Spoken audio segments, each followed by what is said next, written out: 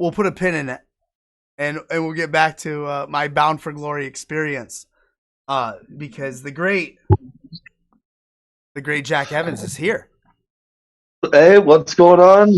How you going? How you doing, sir? I'm sorry, I didn't mean to interrupt the story. I was trying to be punctual. No, you're fine. It's a live show, so you pop in, we put a pin in it. That's how it works. Oh, okay. Well, now I want to hear the Bound for Glory story. Okay, so I went to Bound for Glory, and I brought my middle daughter. I have 3 daughters. They're all kind of in wrestling, but my middle daughter is really into it, and I took her to Rebellion, and now we went to Bound for Glory. So, and I don't tell her who to cheer, who to boo. She just decides on her own. Well, for some reason, when Bully Ray came out I know what it was. So, spoiler alert if nobody's seen Bound for Glory, Bully won the gauntlet match. He can call a shot. So he comes out at the end when right after Josh Alexander won. So Josh Alexander's in the ring, and my daughter just had some real unpolite things. She's 10, unpolite things to say to Bully. Now I didn't hear them because I was flipping Bully off. But my brother who watched it on TV said, what does she have against Bully Ray? So I'm going to have to go back and watch it to hear it. But man, it was a phenomenal experience overall. Impact, touche to Impact Wrestling. You spent some time in, was it TNA then or Impact? Well, I've done a couple shows since it was been Impact, but like when I first started, it wasn't even TNA. It was still like total nonstop action or whatever. NWA. So I've actually wrestled there during like every iteration. When it was total nonstop action was TNA, and when it was Impact. So, but you know what I think it might be is, in all honesty, not to diss the guy, but Bully Ray does kind of just have that vibe of someone that like he lives up to the name. You know what I mean? So I could see her daughter just being like, "Oh, I don't like that guy." Yeah, he just gives that vibe, stench. Yeah, you know what I mean? He's a natural heel. Yeah, for sure. Someone in the chat is screaming Blitzkrieg with a lot of exclamation points. Now, I heard you talk about this in other podcasts. I personally cannot recall who Blitzkrieg is. Well, he was only in WCW for a little while before he got injured, and then WCW ended up getting bought out by WWE. I think it was WWF at that time. Mm-hmm. But he was just a guy from SoCal that Conan discovered, and there's just he had his debut match against Rey Mysterio on I think it was a Nitro. It might have been Thunder, but I'm almost positive it was Nitro. And like just right from the get-go, I like loved the guy. And then he mainly was like a Saturday night guy. Like you barely ever saw him on the main shows. But he was just that first guy that really started adding a lot of twists. He would feel like he was basically like the American Hayabusa almost, but even a little bit more advanced with his high flying. So like I just fell in love with him. And then years later, he had retired from wrestling, and he gave me his gimmick, and I was Blitzkrieg 2 for a while. Nice. So nice. I'll have to go back. In today's day and age, you can just go back and find everything. I don't got to trade any tapes with anybody. Just go right on YouTube. No. Were you a tape trader back in the day? Semi. Mostly with Ring of Honor stuff. Okay. So I guess I wasn't tape trader. I was more of a tape orderer. But man, you used to have to wait. I'm talking, it would take like 12 weeks sometimes to get whatever you ordered. So all of a sudden, something would come in the mail, and you'd be like, man, what the hell did I even order? Like, I'd forget. Yeah. It's like when my wife gets Amazon packages on the doorstep. She has no idea what it is, when she ordered it. It's a joke, an absolute joke. First of all, thank you for giving us your time tonight. What would you be doing? I'm a little bit low energy. I've been feeling super sick. Actually, I was like deathly ill right up until this podcast, and like gave me a burst of energy. So I should be thanking you. Oh, you sure? You all right? You need some water? I mean, I can't give you any. Yeah, I've been drinking a crap ton of water and tea and just honey and like every little remedy or whatever, like home remedy you can think of. Well, Vanessa in Ontario tells me tea with honey and ginger. That will always help you. Yeah. Okay. Yeah. See, I have some manzanilla tea, and I definitely have honey. I don't know if I have ginger or not. But so like we talked about, you were in TNA, all the iterations. You mentioned Conan. You've been in AAA, Ring of Honor, most Lucha Underground, which is one of my favorite, I guess I can call it, promotions. And then most recently AEW. In the overall 20-year span that you cover, I think it's about 20 years.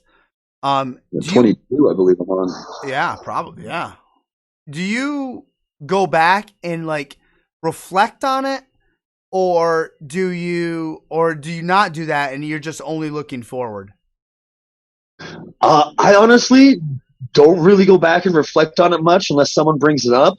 But it's not because like I'm only looking forward guy. I just kind of like whatever happens, happens. Like, you know what I mean? I'm just always looking to the next booking or whatever. But when I do reflect on it, like I was like, yeah, there's been some good times and everything. So that's actually why I like a lot of these podcasts or whatever, because it brings up like these nostalgic memories that, like, in all honesty, I wouldn't remember on my own. Like, yeah, for sure. Because I think it's what is that playlist? How isn't Jack Evans dead? Yeah, right. Okay, so first of all, we want that playlist to continue going, because if that playlist doesn't continue to go, then that would mean that Jack Evans has died. That's a good point. I was like, wait, why would you want that to go? And then, okay, yeah, actually. Right? Yeah, because then it would be like, this is how Jack Evans died. You don't want that. The end. Finale. Yeah, the end. So we want that series to continue. It got me thinking, and I guess it's because it's in the back of my mind, because I'm a sports fan, football type of guy. Concussions are a big talk, not only in wrestling, but in all sports, especially football most recently. Yeah. Do you like have an over under on how many concussions you've had? Have you had a lot? Do you know? Do you? How's that work? I don't have an over under, but if I had to count, I believe, like for sure, like the signs, like being woozy, vomiting, or whatever, that I've had 5. So like now, back in the day, just no one thought of that. Right. And like, as crazy as it sounds, like you could maybe have a concussion, and like if it was on a run-in or something, and you'd still wrestle like that. Not, you know what I mean? So now, though, I'm like, if I have even the slightest bit of any kind of like head, I don't want to say damage, but like I get rocked in the head or anything, I'm super paranoid about it. So, which is something that's definitely improved in wrestling, because before you just never even thought about it. But what I always think about is, I've always done some dangerous stuff and everything, but the people that used to just consistently take chair shots, and like chair shots, they used to be just totally not worked. Like guys just swung for the fences, because at one point, like ECW, like people would hit each other so hard with the chairs they'd like bend, and that became the thing. Like you wanted to get a chair to bend over a guy's head. Right. So like then there were some of those hardcore guys back in the day and everything, and I wonder like what damage that had. And then a lot of them like even went on, like, not to bring up like macabre stuff, but like some of them even went on to commit suicide and stuff.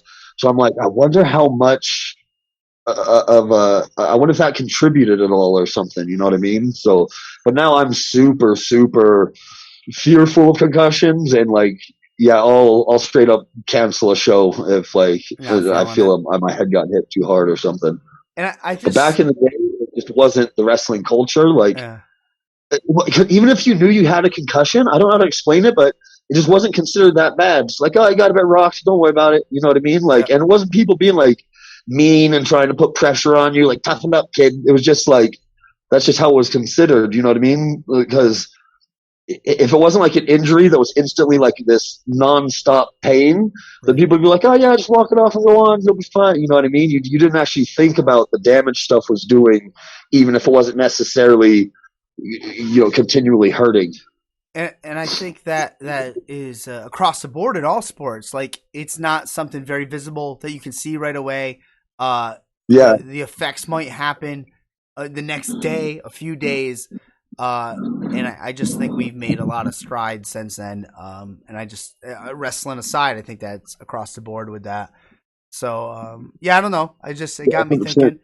Yeah. But no, the embarrassing thing is, because now that you think about it, it was like, how did we not take it seriously? Like, that's your brain. You know what I mean? Right. But like, right. So I know that probably like a younger generation is like, were you dumb? And like, kind of, because like, I don't know. Like I said, like, even though it's your brain, obviously that's probably the most important organ. I don't know, but you didn't, like I said, because if you weren't in pain at that time, right. you're just like, okay, I'm fine then. You know what I mean? Like, you just weren't thinking about or you weren't thinking about like the damage, the long term damage. You mentioned, or we mentioned, oh, hello. I usually have my kids usually show up sometime during the show, although I think they're all asleep. I told you we had Bound for Glory. We had a real busy weekend, so I think I'm lucky tonight. But we mentioned Conan earlier. We brought him up. He's done a lot of stuff with you in AAA and all over the place. What is Conan, aka K Dog, mean to you? How has he influenced your career? Well, just giving me the opportunity to come to Mexico was like a big life changer for me, especially because it happened right after I had broken my face. I had to get this major surgery, and I lost my job in Japan and everything. And then he's just kind of been like, I'm not even joking, like the older brother that I never had. Yeah. So he's kind of just been like this generalized guiding influence, which actually maybe not a good thing, Conan, but yeah. So he's just always been like the older brother to me. Well, I think there is an angle that I heard about with you and Conan in Mexico, I believe. Something to do with a deceased guy's ashes. Oh yes. Oh man. We on camera in a hookah. It obviously wasn't really his ashes, right. But Maricela, like the current owner of AAA, yeah. She would carry her brother Antonio's ashes everywhere she went. So we did an angle where we stole the urn, put him in a hookah, and smoked it. But the thing is that like what really honestly broke kayfabe in Mexico was the movie The Luchador, The Wrestler. Right, like right. Kayfabe was actually still pretty alive and well when I was first in Mexico. So there was one time at in a little town somewhere, there was this lady that was obviously a huge Antonio Pena fan, and she's like, "Oh, how could you do that? You're smoking that." Blah, blah, blah. And I was like, "Yes, Rico, like it was delicious," or something like that, like just trying to be a heel. She went back and got her whole neighborhood, and I believe it was Joe Leader that was with me. Like I was actually about to sit there, like, "No, we need to talk out with them, Joe. Like, what are they doing?" Like that. It's like, no. You need to go. You need to go. Like, this is serious. Like they don't understand what you did. So they actually had to take me to the wrestler bus because this lady was so pissed because she thought that we had smoked Antonio Pena's ashes. Christ. Oh man. Yeah. Kayfabe was still live in Mexico at that time. For real. Yeah, for like especially those small towns, it really was. We mentioned Ring of Honor. You were at Ring of Honor, I think, during one of I would say one of its most historical times for the company. What do you have any fond memories? What resonates the most with you from your time there? Well, just generally, it was just overall a good time. It was a really good locker room. Had a lot of friends there and everything. But just wrestling wise, I think my time with Generation Next, because that kind of it put me on the map a little bit more as being more than just the double moonsault guy or whatever. So and it just was like a really good group. We really clicked. It was like an era and like angle that I'm really proud of.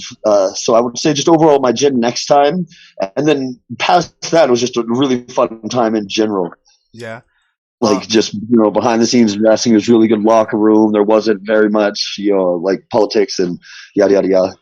Do you think there's a lot of politics and yada yada yada, or is there too much of that in wrestling today? It just depends on where you go, and in all honesty, it depends on the level you're at. Once you get up to the star level, there always is, like just wherever you're at, and you know what I mean, like from AAA to even AEW, which has a really good locker room, to like actually maybe not modern day Impact strangely enough, when I was in Impact, when it was TNA, not Total Nonstop Action, yeah. but Eric Bischoff, NWO just returned or whatever, it was the lowest locker room morale I had ever seen. So I don't want to say necessarily like politics or guys, but just everyone was so unhappy. And then you flash forward today, yeah. I think Impact right now might be the most cohesive locker room I've ever seen. Like everyone just kind of just gets along and like, I mean, they just seem like straight up friends and everything.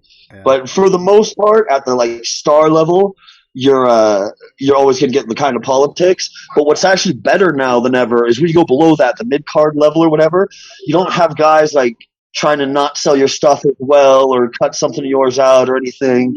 So I'd say overall, the level of politics in wrestling has decreased. Like you don't have guys really trying to eat your, like everyone's trying to get everyone over.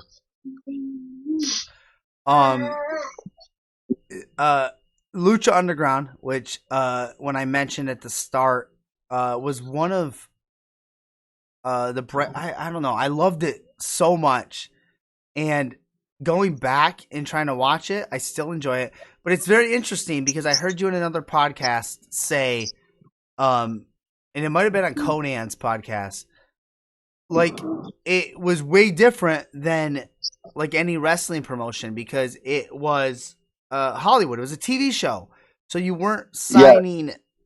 Yeah.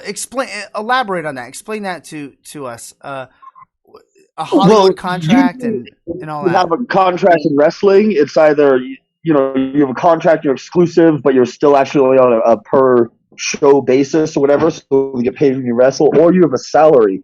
But right. With Lucha Underground, you got paid by the season, except they called it a season, they called it a cycle. And so, like, no matter what you did, they could not use you at all or use you a trillion times and you got paid the same or whatever. But if you were there for 6 cycles or whatever, there is an indefinite amount of time between each cycle. So like there was one time where I'm just going to call it a season because I hate that cycle thing. Yeah. But so there was one time between, I think it was season 2 and 3, there was like a 1.5 year layoff. So you're not getting paid at all for them because you're not doing your season.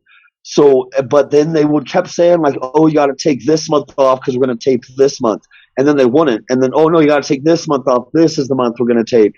So like it started to create a little bit of bad blood because wrestlers would be like, man, I can't just take off this huge amount of time, not get any bookings. And all of a sudden you're like, nope, like we're not actually taping that month or whatever.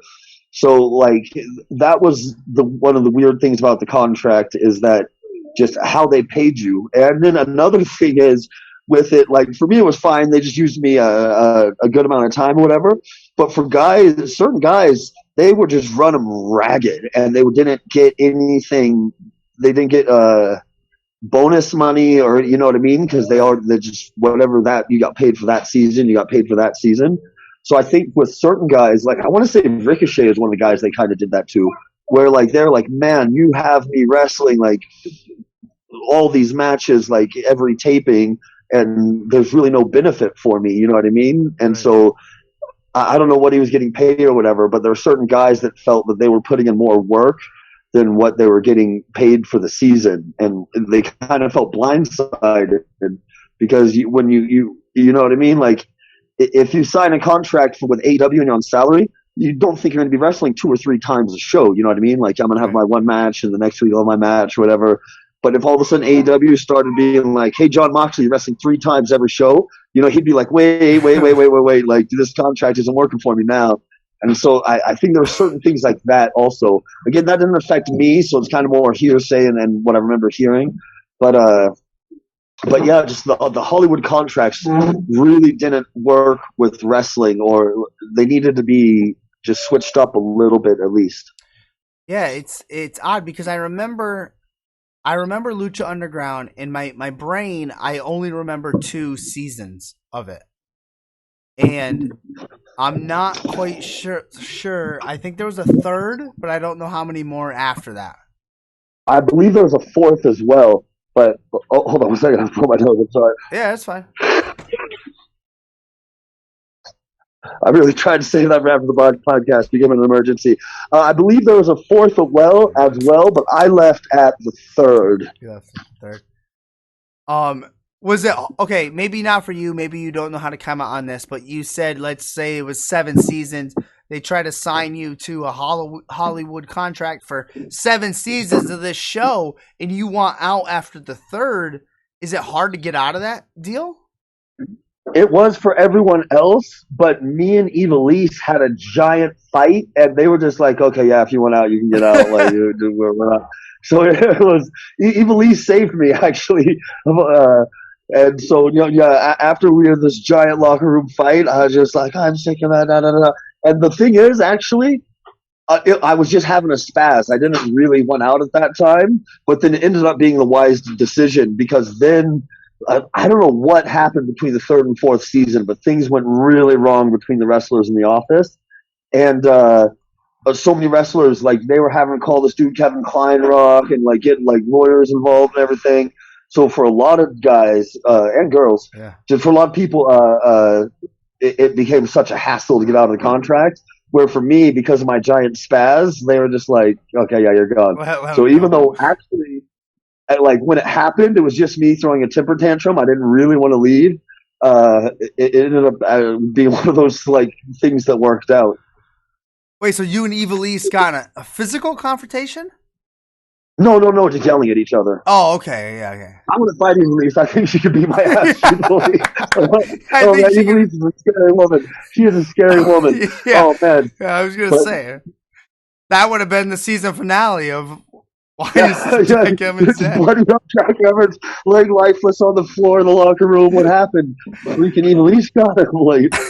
Well, he got in an argument with Evilise. That explains it.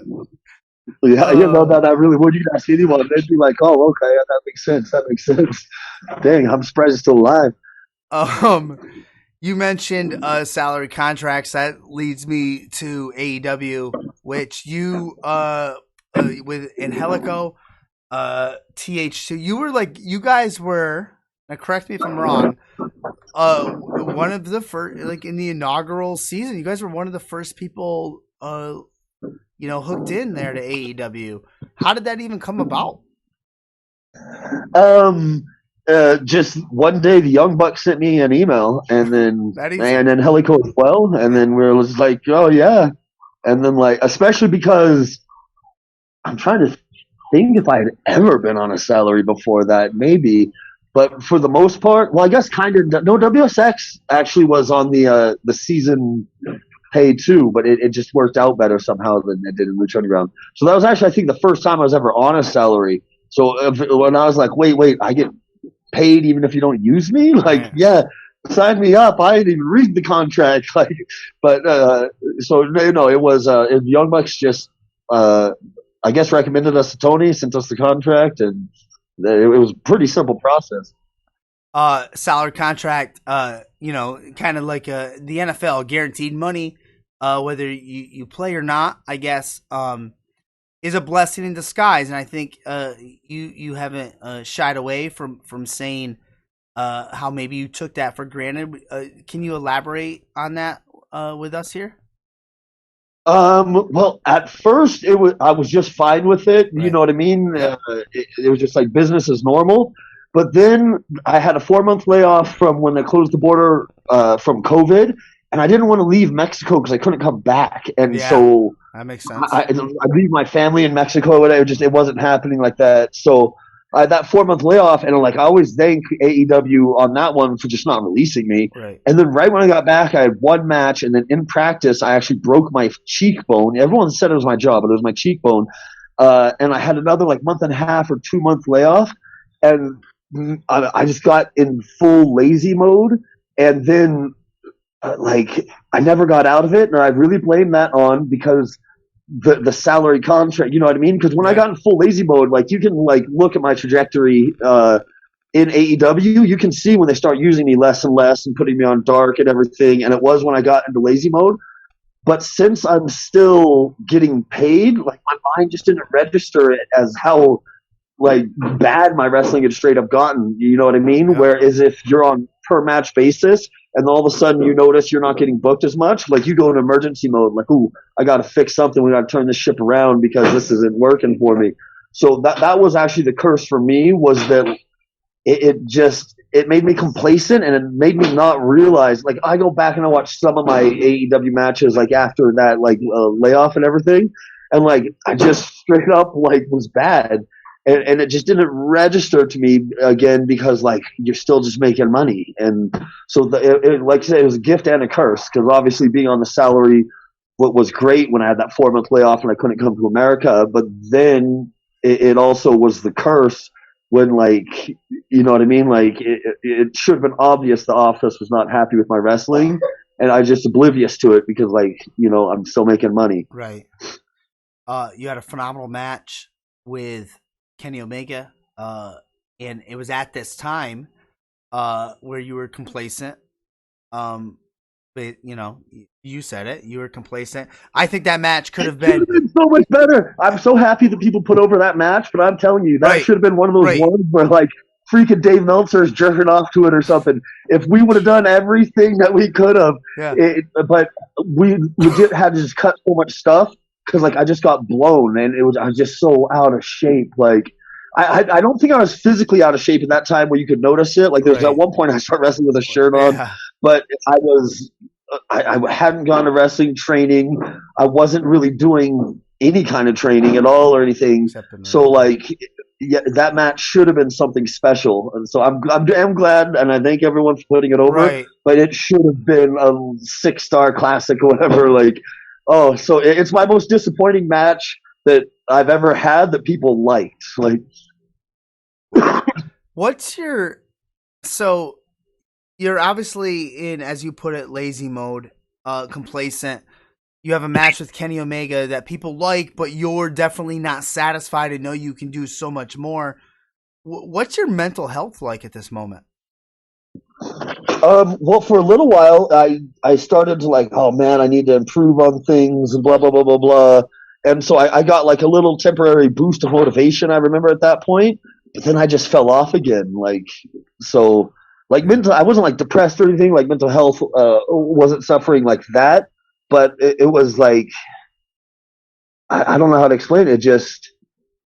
It's one of those weird feelings because it was a wake up call, and then it was one that I ended up just ignoring after a little bit. So, yeah. There you go. See, that was a phenomenal transition because I was going to go right into mic work and promo stuff. So well done by whoever that was by cutting a promo.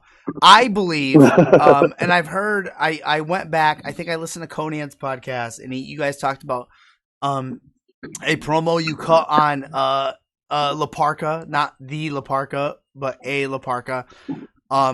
And I was like, wow, holy crap, Jack Evans is good on the stick. And I think maybe if we got a little more of that, and as far as AEW goes, maybe if we got a little more of that, the trajectory could have gone a different way. A lot of things could have happened. Do you feel because of the moves you can do and do you think you're underrated as a mic guy? I actually do really feel I'm underrated on the mic. Not that I'm like Ric Flair or anything, but I feel like I can cut a pretty good promo, but no one ever hands me the mic. And I'm sorry, to just go back to your last question on the mental health thing after the Omega match, I was like, I actually remember what happened. I went through a long period where just filled with self-doubt. I actually totally remember that time now. I'm sorry it took me so long to get it. But no, actually, right after Kenny Omega match, I became like hugely down on myself, as in like just absolutely filled with self-doubt. And I just want to just add that in. Like, I actually went through a little bit of time where, like, what is it like? I was like the most anxious I've ever been before every wrestling match because I was just so like, I can't do this anymore. Oh my God, what am I going to do? I'm going to mess everything up. I'm going to blow up. And I actually became like just ultra nervous and paranoid before every match after that Kenny Omega match. And then, sorry to fast forward it. I do believe I'm underrated on the mic. Like I said, not the absolute craziest. You're going to get these like, Ric Flair promos or anything, but I do think I should be handed the mic more often. Yeah, let's do it. Conan was talking about a Mortal Kombat promo on Ricochet Where was that? Was that Lucha Underground? Oh, yeah, it wasn't actually in the ring though, or it wasn't for wrestling. But there was one time where Ricochet had just fought. I believe it was Mortal Kombat 10. It might have been 9. I don't remember. But I went on this crazy win streak. It was over 50. I remember there's 33 games, 33 wins in a row, and then I took a little bit of a break, and I came back, and I think it was like 20 something more.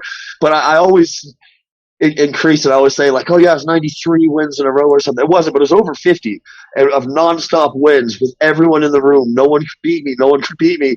So then I cut a promo on Ricochet about Mortal Kombat. I don't even know where it is. But it was a pretty good promo for like, just being between friends or whatever, but it wasn't anything like, but Ricochet actually, he went home and he played the ever living crap out of that game. And the next taping, he got his revenge on all of us. But when we first played it, I was by far and away the Mortal Kombat king. Who do you use in Mortal Kombat? I'm usually almost always a Sub-Zero player, but on the latest one when I was playing it, I switched to, she's like this blood mage named Scarlet or whatever.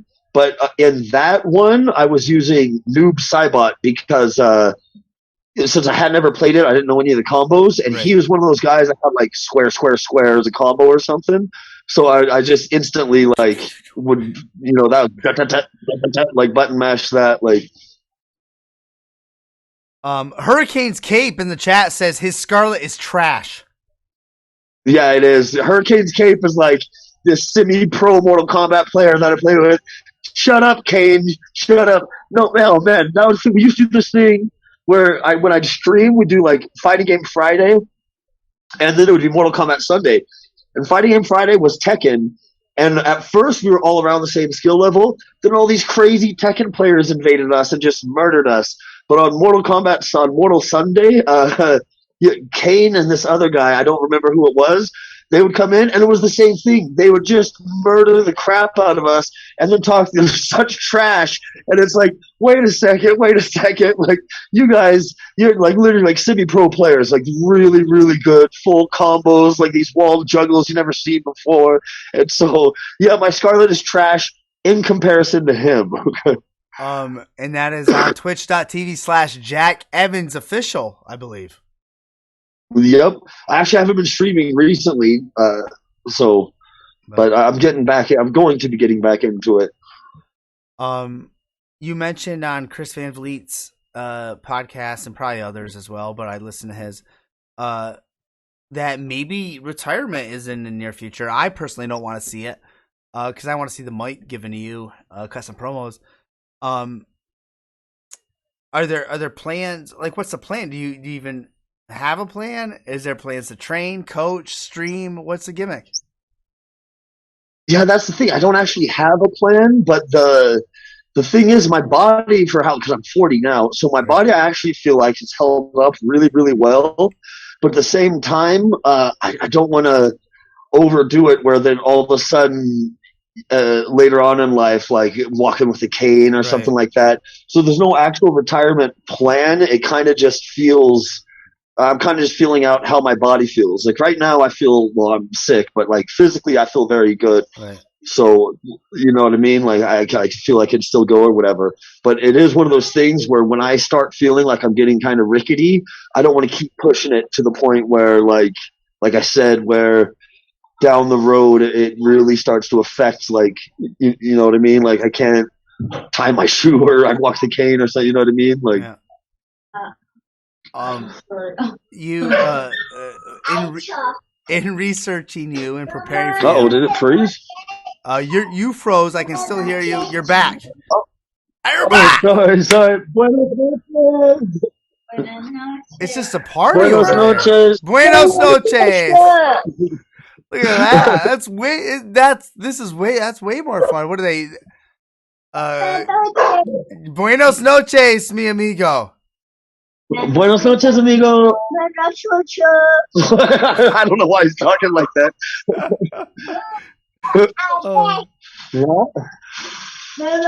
Now I wish my kids were here. They're not. They're sleeping. Yeah, we can have a little conversation. Podcast between them. Yeah, podcast 2.0. I always, in researching you, I think, in hearing you talk, I relate you to like a pitcher in baseball. Okay, so in baseball, this pitcher Pedro Martinez played for the Red Sox. He was dominant. Had a fastball, was dominant, came at you hard all the time, went nonstop. As he got older, couldn't do that anymore. He learned the psychology of pitching, learned a changeup and a curveball, and extended his career. And I see things like that for people like you, people that go hard, because give you the mic, let you tell a story with your words, with your in-ring psychology. Do less of the El Generico moves, the Jack Evans moves. Do less of those and extend your career. So that is what I see and what I hope. Yeah, I've actually been kind of going that way because, like, I've been going to a lot of Skyday training and everything to kind of get more of, like, those lucha submissions and everything. Because I actually do want to switch my style up where I avoid a lot of the, like, still do the high flying and everything, but like there used to be a time where I do a lot of like 630s, no one's home, or like Phoenix splashes from the top and everything, and those are actually what really wear down your body and everything. So I am trying to work a little bit more on the psychology of wrestling and everything to specifically be able to still get, you know, a good reaction from the crowd, but not necessarily just from a big stunt like that. Yeah. So it'd still keep like a lot of like the my style a bit with the high flying and everything, but definitely mix in some extra stuff with it. Just like you said, because eventually, like with the Pedro Martinez, if you're throwing a crazy fastball all the time, eventually your shoulder's just gonna, you know what I mean? Like you can't be throwing however 100 many pitches a game, and you know half of them are fastballs or whatever. So I am actually trying to go that route a little bit. Nice. Couple interesting things I learned about you.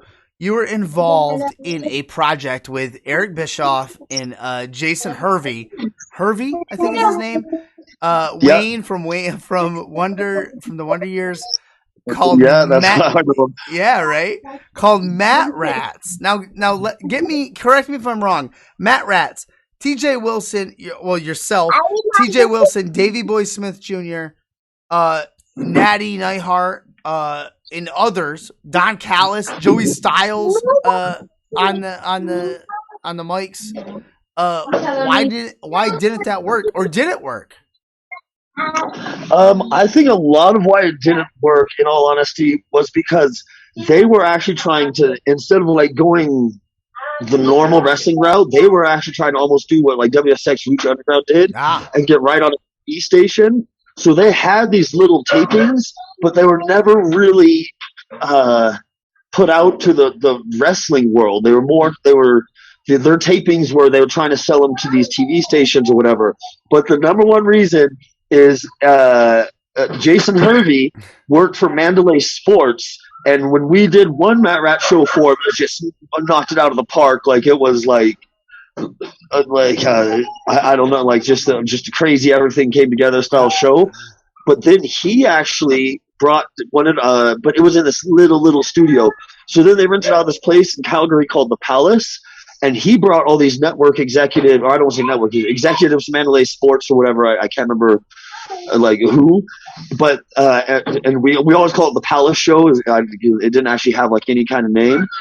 But when everything's on the line, you have all these executives there to see the product. You've never seen a bigger abortion in your life of a freaking wrestling show. And it just went horrifically.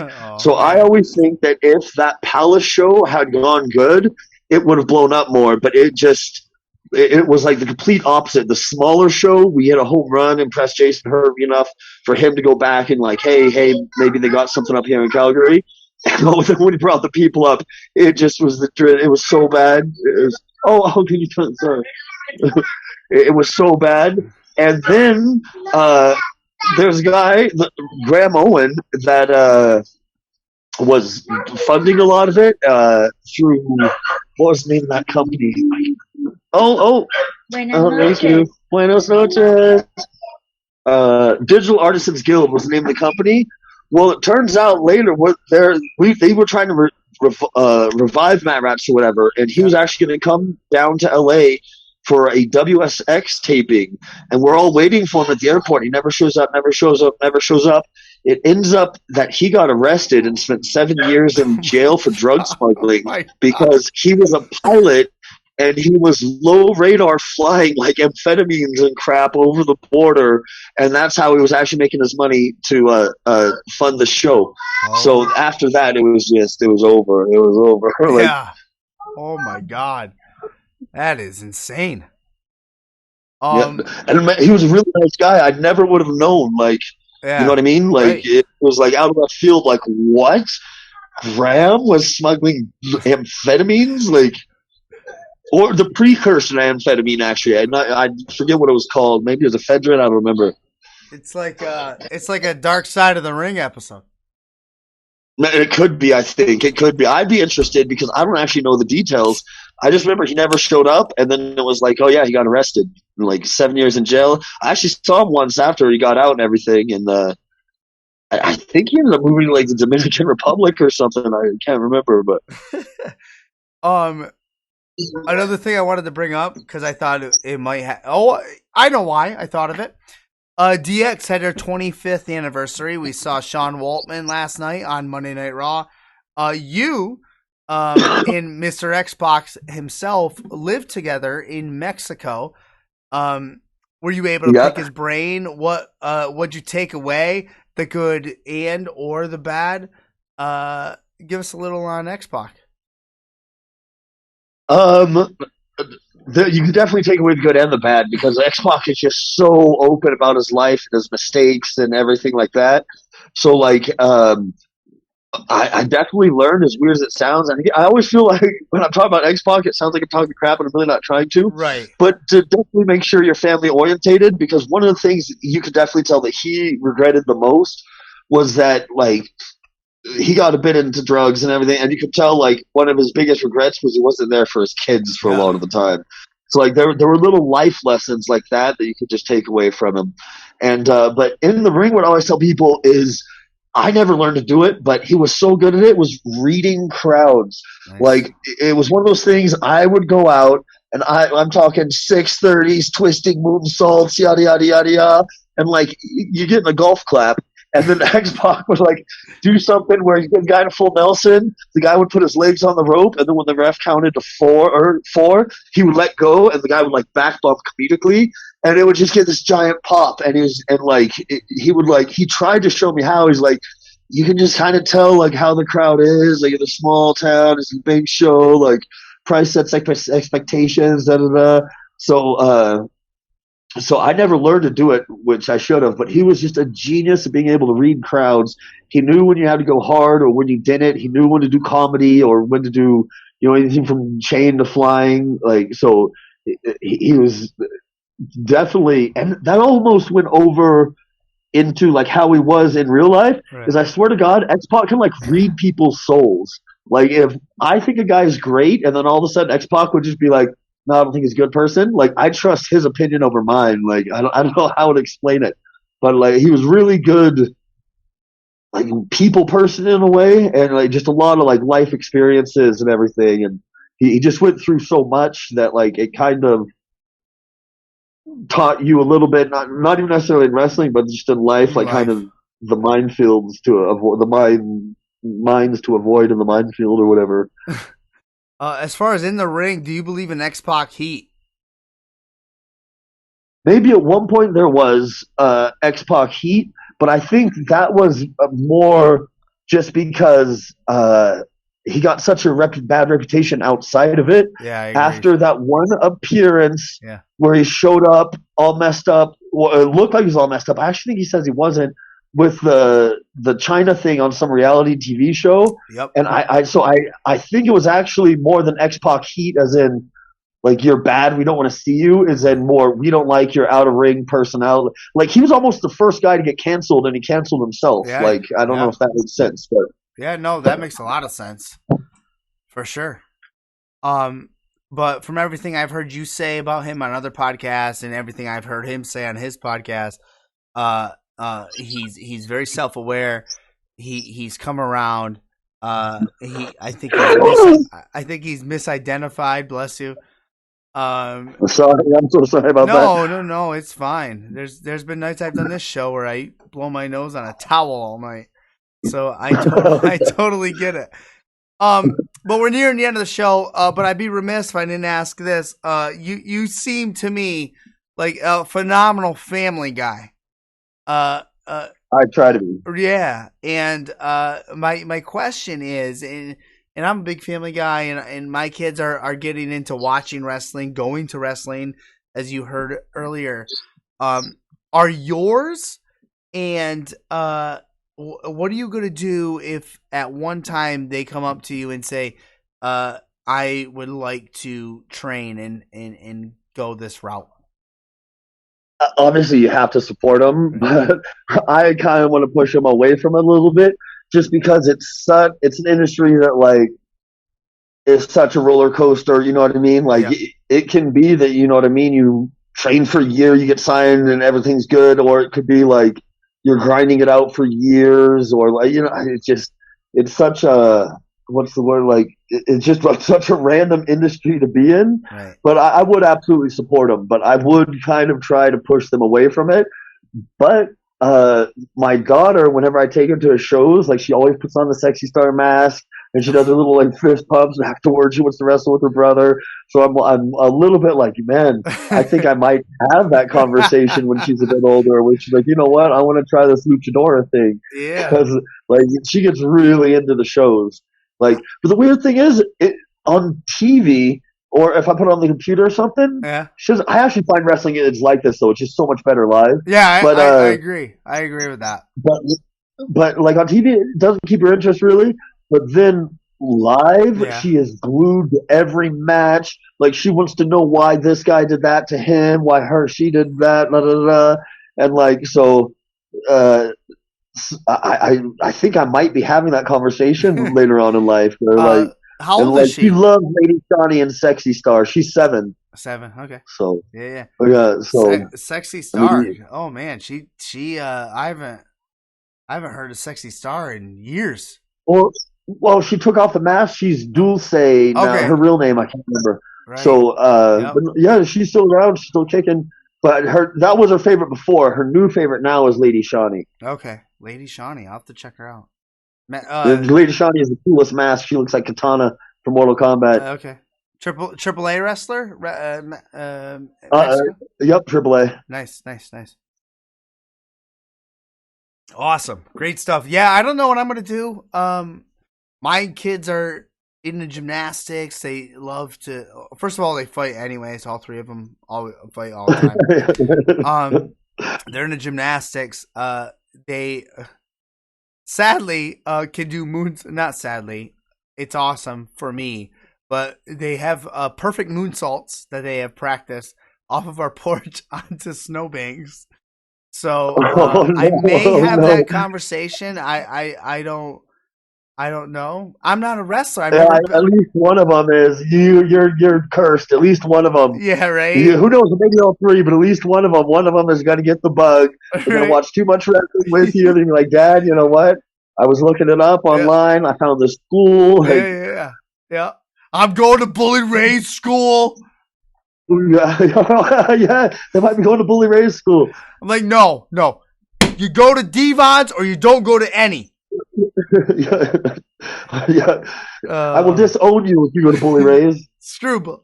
Anyways, Jack, I'm gonna. You're sicker than a dog. You've given us way over the time we asked for. It's greatly appreciated. Oh, no problem. You're easy to talk to. You're a great guy. I feel like we could go all night, but I will let you go. But before doing that, I'm going to give you the mic. And I'm going to be the first person to actually give the mic to you to speak. Well, the only thing I have to do with the mic right now is I have to plug that if for some reason you're in Mexico City this Sunday, I will be wrestling in Arena Nesa. But October 23rd in Tennessee for Black Harvest, I will be there along with it's actually a really big show. It's pretty star-studded. So if you're in the Tennessee area, I highly recommend that you come. You are more than invited to come cheer on Jack Evans and boo Juventud Guerrera. Oh, because yeah, yes, Juventud. Yeah, no, that's all I got to do with the mic right now. I just got to plug a couple things. Yeah, that's exactly what I wanted you to do. It's spectacular. Look at that. Yep. Yeah, we're good. You're good. Have a great night. All right. Have a good night. Yeah, peace. Thank you, man. See you later. Later. Spectacular. Great stuff.